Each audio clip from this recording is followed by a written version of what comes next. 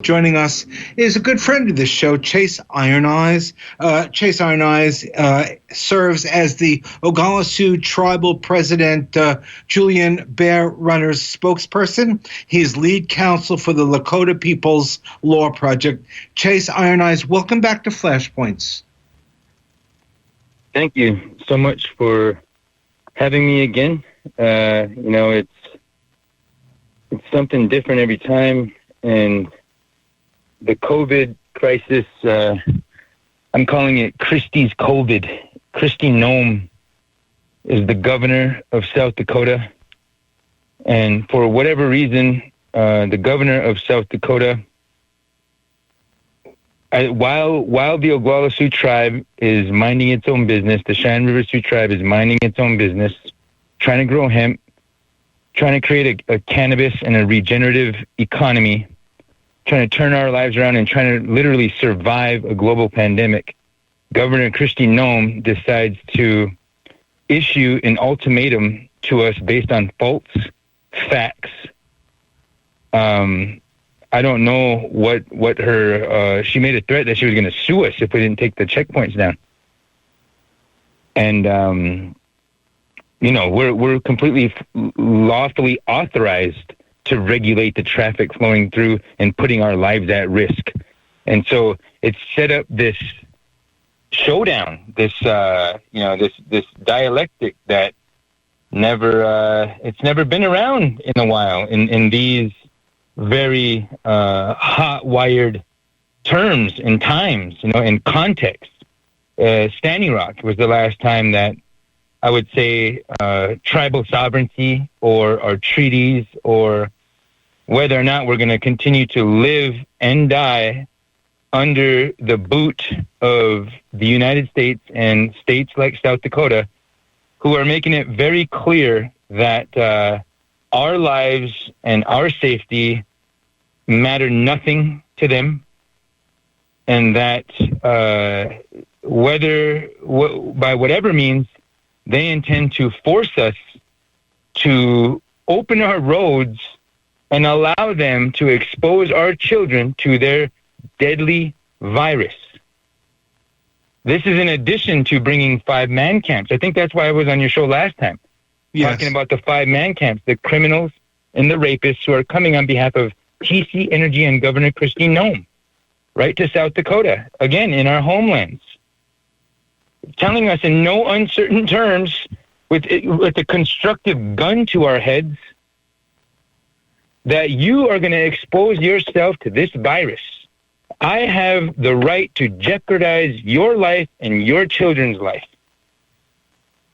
That's what Kristi Noem is saying. Kristi Noem does not care about people, about South Dakotans, about tribal members, about nobody. She cares about pleasing Trump.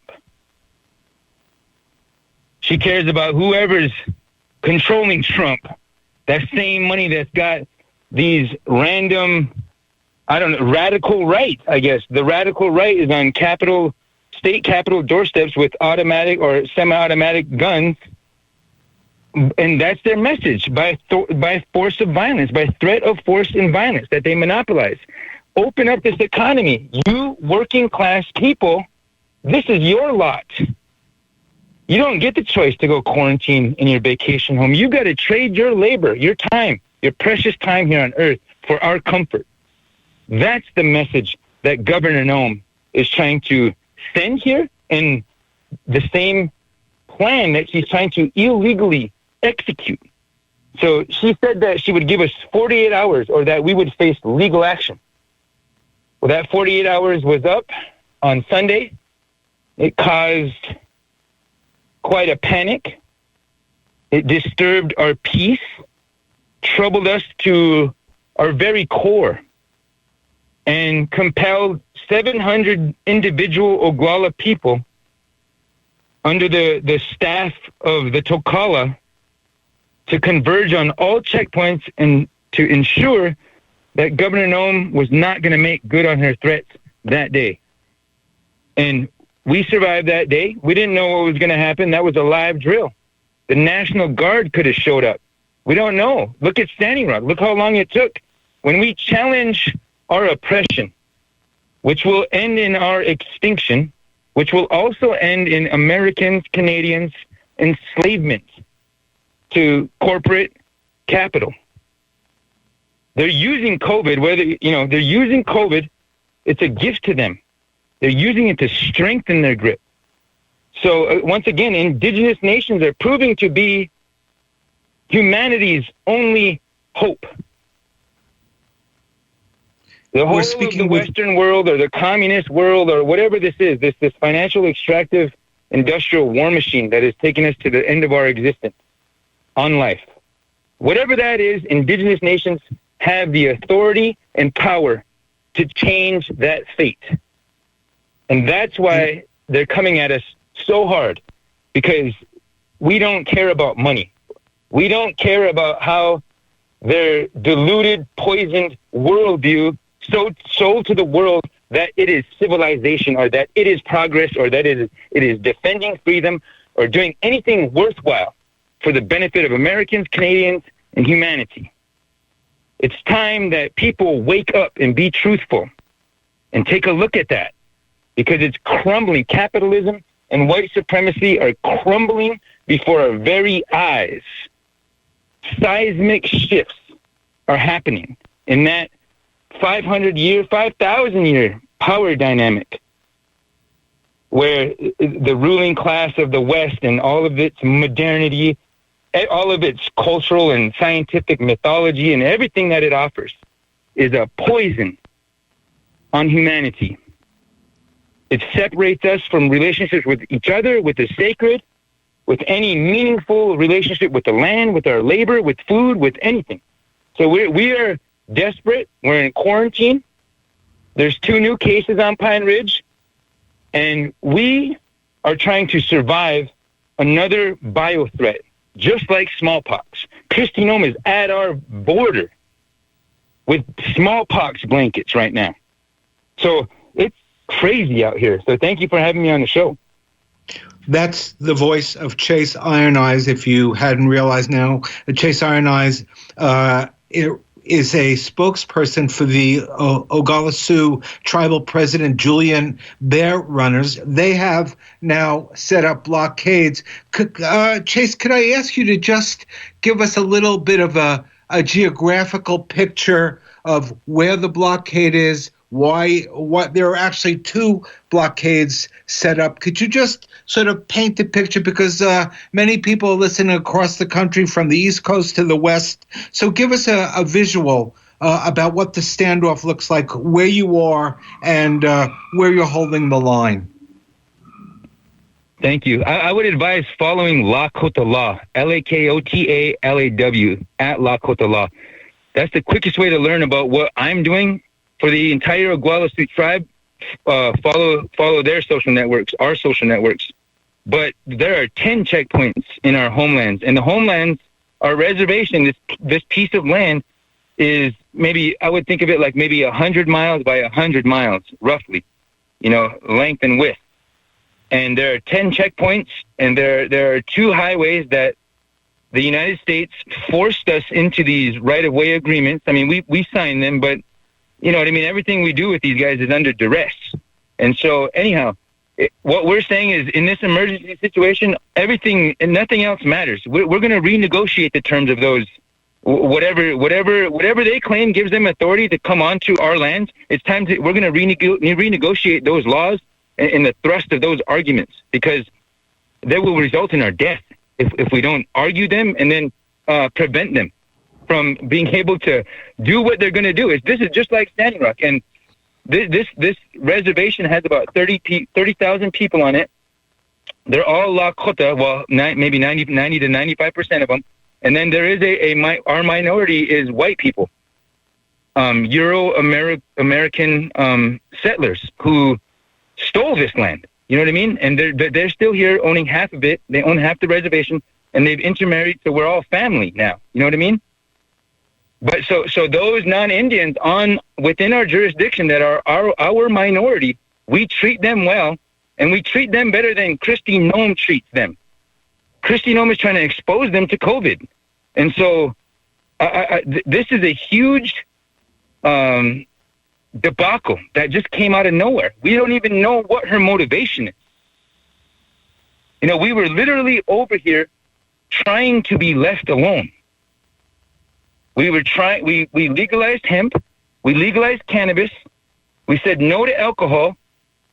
It's obvious that whether you call it capitalism or communism, whatever the ism or the ology, it's something else is emerging right now. But those other forces that are fascistic in nature are going to also use that. And they're not going to waste a good crisis either. So they're going to go for our throats.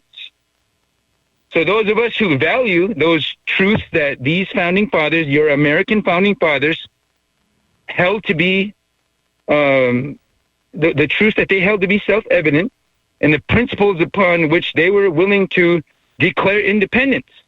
I believe in those principles too.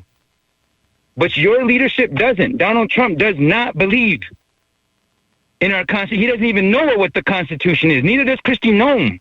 These guys are intellectually marginalized, and their constituents. Doesn't the governor seem to be backing down now because you stood up, you refused to take down the roadblocks? She seems to be having second thoughts about her ability to force her way in. So she's talking about going to the federal courts or the local courts. Where does that stand now?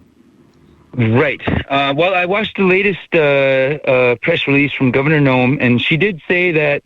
She said that she was not able to establish contact with President Bear Runner or President Fraser, or Chairman Fraser. And that when she was pressed for why isn't she filing a suit right now if the checkpoints are illegal? They were illegal on day one, so what's the holdup? That was the question from the reporter.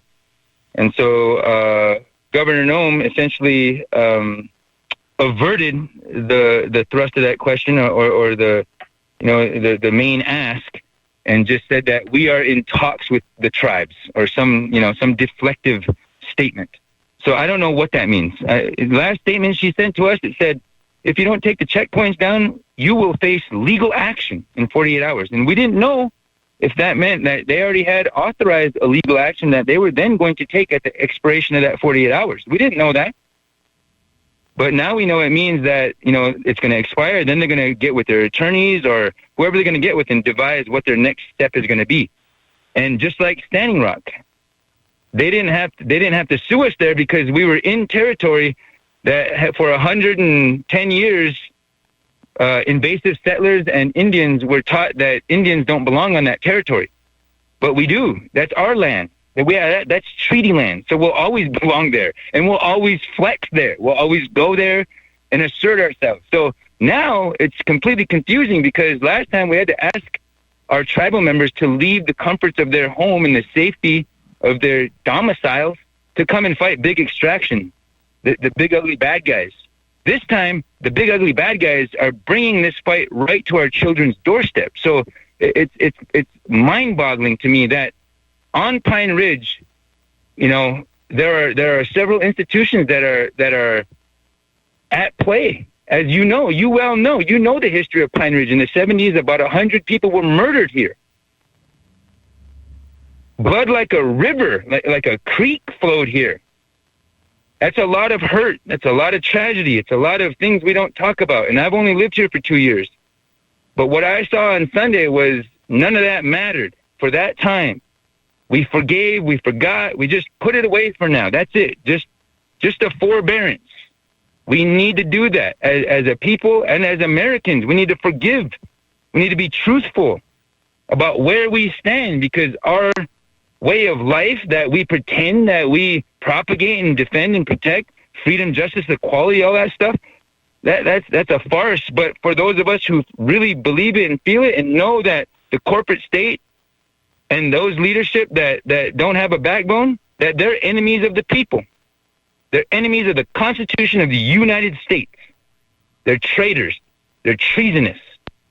Those who sell out and forsake their constituents' rights to life and liberty and the pursuit of happiness, and the treaties, which are the supreme law of the land under the United States Constitution, and also according to the treaties themselves. So we're trying to renegotiate our There's no way to live in this kind of oppression is a living hell.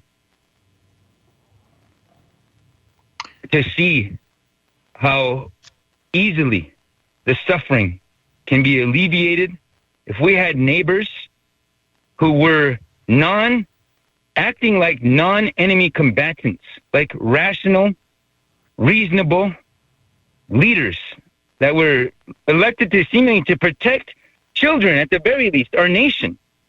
And they're completely backing down.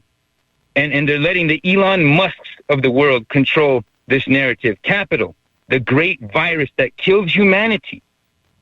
They're letting capital, its logic and institutions dictate what their minds and spirits do. And that is the colonization that we need to liberate from and to deconstruct. And so I wanted to share a little bit of that, but that's the state of affairs. We're on pins and needles. We're on edge. We're waiting for a lawsuit. The Tokala are on standby or stand down. You know, they've been moved from a threat level that was extremely urgent on Sunday to something less urgent and but still completely ready and adept. And they are the only reason why nobody will ever come here again and do what they did to us in the 70s or in the 1800s or any time from here on out. I got you. That's the voice of Chase Iron Eyes. He is the spokesperson for the tribal president of the Oglala Sioux. Two tribes, the Oglala Sioux and the Cheyenne River Sioux, have decided that they are going to resist the governor's declarations to take down roadblocks that are up there to protect the tens of thousands of folks who live on the reservation who are trying to survive. There's only an 8-bed essentially infirmary on the reservation. If there was an outbreak, it would be devastating. Chase, we're just about to go and take a look at what's happening around the Navajo Nation and also with that racist mayor in New Mexico. So we're going to have to leave you for now. But we thank you. No worries. Thank you so much. We appreciate the very powerful words, and we hope we can keep this dialogue going. You know, we've got the open door policy. Whenever you want to say something, you have something to say in this struggle, we are there. We're Pacifica Radio, opening up the doors for you. Thank you, Chase. Thank you so much. And you are listening to Flashpoints on Pacifica Radio. We are going to take a short break.